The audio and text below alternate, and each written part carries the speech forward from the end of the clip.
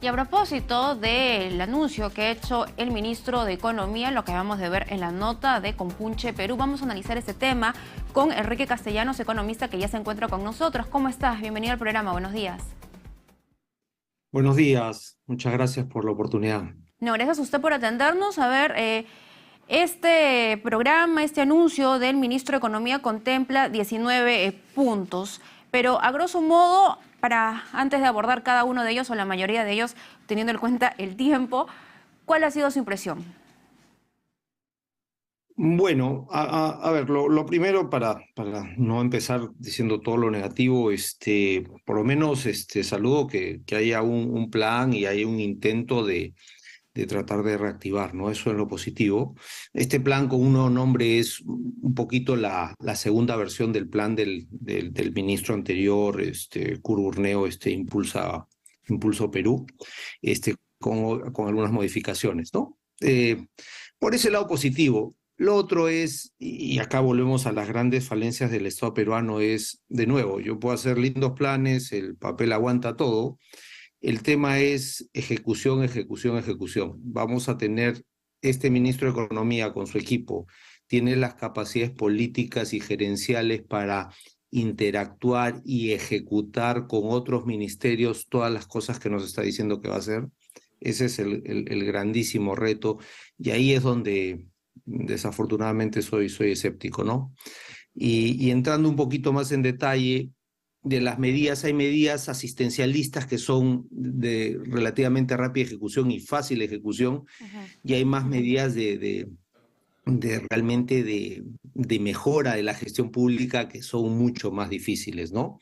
Eh, Me explico.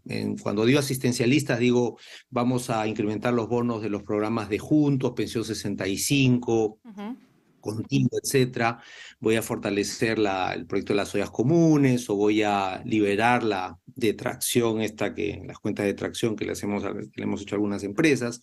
Eso es asistencialismo, eso le da cash a las familias y a las empresas hoy, pero eso no te garantiza un crecimiento y una sostenibilidad. Y en la segunda parte digamos, en la segunda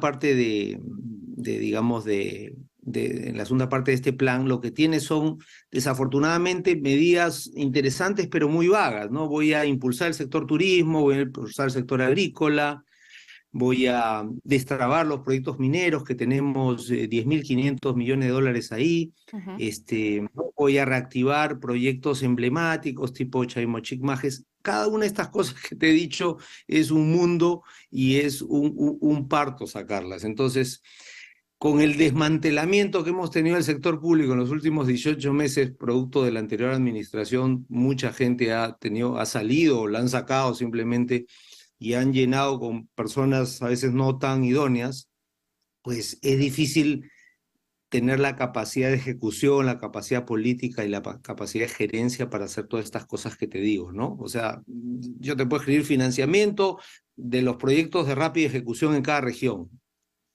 Está muy simpático eso, qué bien, todo el mundo diría, excelente, ya, ahora hagámoslo, ¿no? Cada proyecto, cada colegio, cada hospital que queramos poner es todo un parto y, como digo, y es un poquito parte de la factura que nos deja la corrupción, ¿no? La gente buena se ha querido ir, no quiere meterse, y cada vez que a uno vaya a querer hacer algo, una inversión, así sea pequeño, chico, grande, pues tiene toda esta parafernalia de controles valga la redundancia, de la Contraloría, que no digo que estén mal, pero simplemente hace que la cosa sea paquidérmica y que avance a 5 kilómetros por hora, ¿no? Pero sin duda el problema es mucho más grave, ¿no? Y se va complicando con el paso del tiempo porque no se va atendiendo las demandas. Ya hay un anuncio de reanudar estas protestas, al menos en varias regiones de nuestro país. Y es importante poder prevenir, poder conversar con los líderes, los dirigentes y poder llegar a consensos. Pero a veces sucede que y eso sucede por dos partes, ¿no? Por el Ejecutivo y también por el lado de la población. A veces la población en algún momento desconoce a sus líderes, entonces, y no reconoce los acuerdos tomados. Y por otro lado también, con el cambio y el recambio constante de autoridades, se llegan a acuerdos, pero ya esa autoridad no está y hay otra en su lugar. Entonces, también eso es importante ver para poder atender, ¿no?, estas demandas que sin duda deben ser válidas.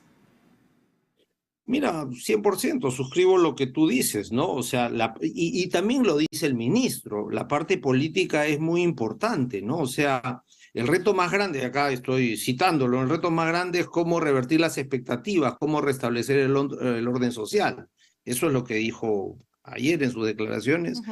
Entonces, claro, si no tengo, digamos, una cierta paz, una cierta estabilidad, un cierto, voy a poder abrir mi tienda sin que me saqueen, sin que me rompan el vidrio, sin que me asalten, difícil. Hay que primero pacificar el país y tratar de restablecer poco a poco la confianza del sector privado.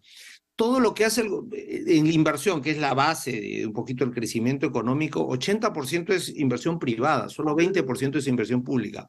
O sea que el gobierno, así funcione de la mejor manera posible, que no lo hace, eh, igual es solo 20%, es solo un catalizador. El 80% somos todas las personas que decidimos todos los días qué hacer con nuestro dinero o con el excedente de nuestro dinero, si lo invertimos, si no lo invertimos, si tratamos de crecer o no.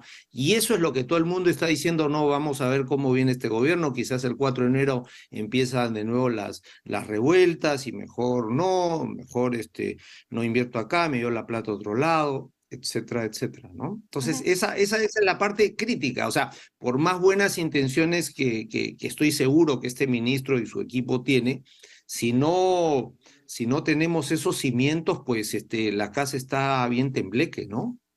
Claro, y acá hay un papel importante que a veces no se menciona mucho, pero es importante resaltar. Tienen que ver las autoridades locales, las autoridades subnacionales, gobernadores regionales, alcaldes provinciales y distritales, porque ellos son los voceros de las demandas de los ciudadanos y muchas veces también en el caso, si nos basamos netamente en el sector minero, ¿no?, las regalías, el canon, ¿qué se ha hecho con eso? ¿Cómo se ha distribuido? Porque a veces solamente se enfoca en el gobierno central y se deja de lado el accionar y la capacidad de gestión del gobierno regional. Sí, en general te diría, y me das pie al comentario, afortunadamente en el Perú años de estabilidad económica nos han dejado buenas, digamos, unas cuentas fiscales más o menos saneadas. El déficit fiscal de este año se proyecta en 2,5% del PBI, que es un déficit bastante manejable, y el Estado tiene poca deuda, como gobierno tenemos poca deuda externa. O sea, tendríamos los medios para ejecutar muchísimas cosas en salud, en educación, en infraestructura, saneamiento, etcétera. El problema es la calidad del gasto. Es decir, si yo hago este colegio o pongo esta posta de salud o pongo este hospital o aumento el sueldo a los médicos o a los profesores, estoy haciendo que ese gasto que efectivamente estoy canalizando haga que me atiendan mejor a mí en el hospital, la calidad del servicio de salud mejore y la calidad de la educación de mis hijos mejore. O sea, hay un salto entre todas las cosas que yo haga y el destino final o el objetivo final que tenemos. Y ahí es donde, como tú dices, los gobiernos, sobre todo los regionales, o sea, ¿no?, se ponen a hacer un estadio o una piscina o una obra ornamental en la Plaza de Armas del pueblo, pero no entran a hacer estas otras cosas, ¿no? Entonces, la calidad del gasto en Perú es dramáticamente malo. Yo puedo ejecutar 100% de mi presupuesto, que ni siquiera lo ejecuto, pero imagínate que lo ejecute. Y el tema es que ejecutarlo bien, en cosas que sirvan, no en una piscina municipal que va a estar vacía porque no tengo plata para mantenerla, ¿no? O hacer el famoso, ¿no?, el monumento al árbitro, el monumento a la quinoa, ¿no? Hay los dinosaurios y monumentos a las sirenas, y no te tienes que ir a la provincia. El señor acá, el alcalde de Chorrillos, hace una tremenda alameda con un montón de monumentos y tal. Yo no sé para qué, pero bueno, mejor no me meto ya ahí, ¿no? Pero no hay que irse tan lejos tampoco, ¿ah?